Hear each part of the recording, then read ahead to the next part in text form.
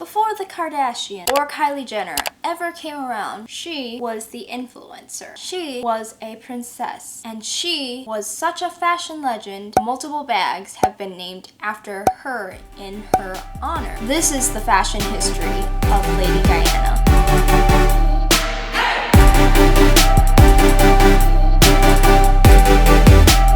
Welcome back, guys. So I wanted to have a brief announcement before the video starts, and I'm currently restructuring the channel to include more designer fashion related content as well as luxury fashion history, my values of sustainable fashion, perhaps in a luxury focused light, and I'll still make regular fashion related content, though those videos haven't gained much traction, which discourages me to make less. I don't want to emphasize excessive unboxings and a channel solely around handbags, except in moderation with healthy dose. I realized there's more to life than just bags when I stopped looking at bag channels, and I would like to emphasize that this channel is a resource to build fun, informational content for people like me and you who appreciate high street fashion and are conscious about respecting our relationship to the environment through sustainable and more minimalist fashion. And I believe you can't appreciate high street without appreciating the rich history behind the brands. So I'm going to be making a bigger push for the history of brands through important people like Anna Wintour, because I'm a fashion history buff.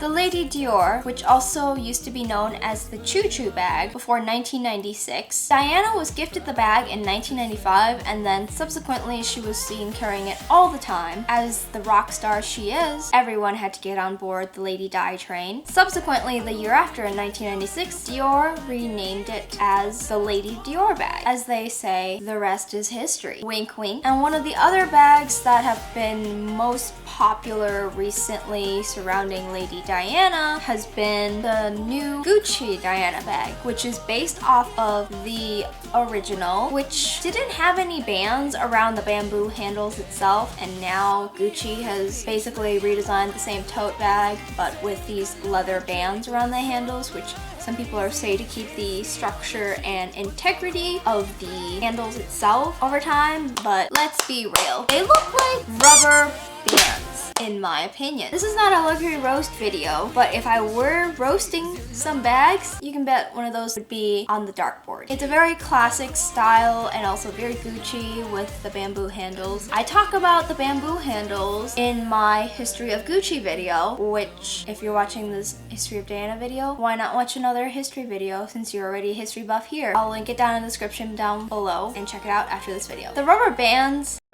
okay, I didn't mean to say rubber band. They remind me of rubber bands. The bands on the bamboo handles look cheap. Just my opinion. So if you are wearing this bag, if I were you, I would definitely take them off. Another bag that Lady Diana was very infamous for and has subsequently been named after her has been the Chanel Diana bag itself. Oh, I want this bag so bad. I've been stalking the beige one on the vintage market for a low price, like a lion stalks its prey, you know? I have to say, the price increases for this bag have been absolutely insane, because I saw how much they were selling for when they first started popping up on the resale markets like the Real and such, and this bag was under 2K in some cases, or around the 2K mark. Alyssa Lenore, another YouTuber, talked about getting hers for under 2 grand, and it's insane because the prices have over doubled and they're now in the 5K range if you want a decent condition. The crappy ones start at 3 to even 4K, and Farfetch is let's just say Farfetch is not good at this pricing structure. They're selling some at like the 10K mark. Not acceptable. Diana didn't opt for the famous flagship styles from Chanel, like the reissue, aka the 2.55, or the Chanel Classic Flap,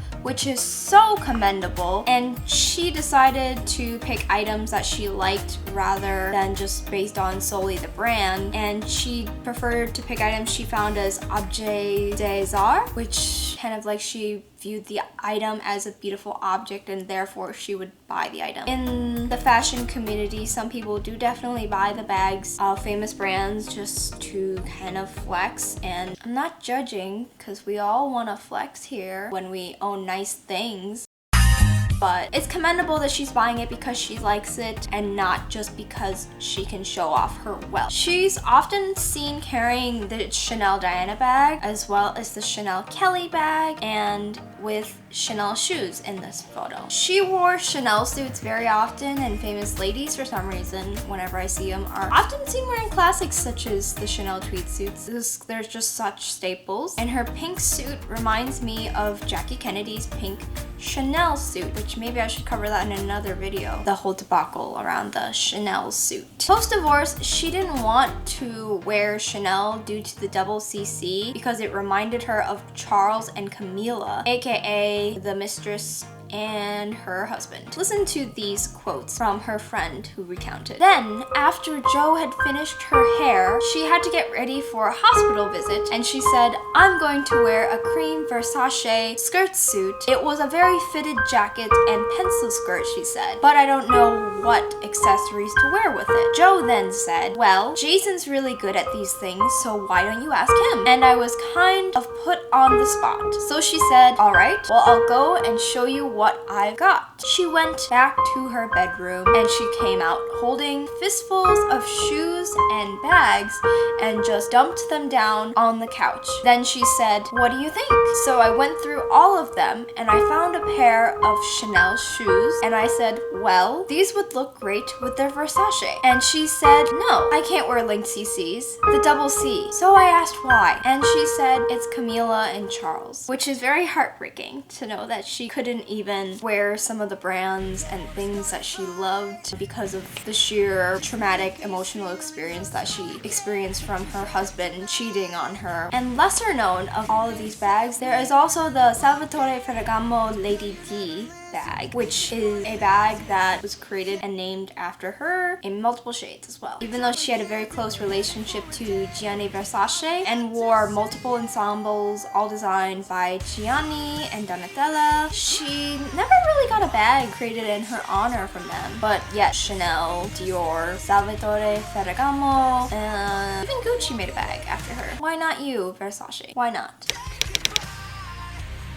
Diana chose not to practice certain royal clothing customs, such as wearing gloves when meeting the public, as she believed it would prevent a direct connection with the people she met, including those affected with diseases like AIDS. And that's very commendable when you think about probably back then people who had AIDS or perceived as having AIDS, perceived as the worst people you could come in contact with. People tried to steer clear of them because they thought they would be contagious in some way or such. And in some ways, blood can be contagious if you come in contact with it. But as long as you're a healthy person, you don't have any cuts or injuries, there's a very small chance of it transferred. Plus the fact that she wanted to make direct skin-to-skin contact, maybe through a handshake or whatever, through not wearing gloves with them, really shows that she was unafraid of that and she was truly wanting to make a human connection with them. She also wore certain types of clothes at charity events, such as with colorful dresses and jangling jewels, so she could easily play with the children, because children love this fun sort of elements. Why do you think all the children's toys out there are all colorfully colored? And so through her fashion, she was able to do that, which is very smart. Diana was very intentional with how she coordinated everything. And while she was on diplomatic trips, her attire was chosen to pay respect to the countries that she was going to, with national colors, symbols, and traditional dress. So when she went to Japan, she wore a red and white polka dotted dress to reflect the Japanese flag, which is a rising sun, which is a red dot in white background. And she even wore a traditional dress for her 1996 visit to Pakistan. Lady Diana became an even more epic fashion icon after the divorce. So she really had her glow up moment after she separated from Charles, which is good, because Lady Diana deserves so much better than to be cheated on. Her style underwent a change, and with that, her new choices consisted of more sophisticated items such as the structured blazer, two-tone themed suits, military-styled suits, and nude-colored outfits. Very diplomatic. She would also, though, wear a white shirt and jeans, plaid dresses, jumpsuits, and slip or sheath styles dresses. She wore the so-called revenge dress, by Christina Stambolian, to a charity event after the divorce with Charles, which allegedly she had said that she wasn't going to the dinner, but then 2 days prior to the dinner, after several days of the media covering his infidelity, she decided, I'm gonna go have a girls' night out and I'm gonna get revenge. The revenge dress fits the stereotype for a revenge dress because Princess Di sported a dress most of us would consider sensual. It was a little black dress. She's also famous for wearing the Travolta dress, named aptly because she was dancing with Travolta. Surprise! It reminds me of the dress from Breakfast at Tiffany's with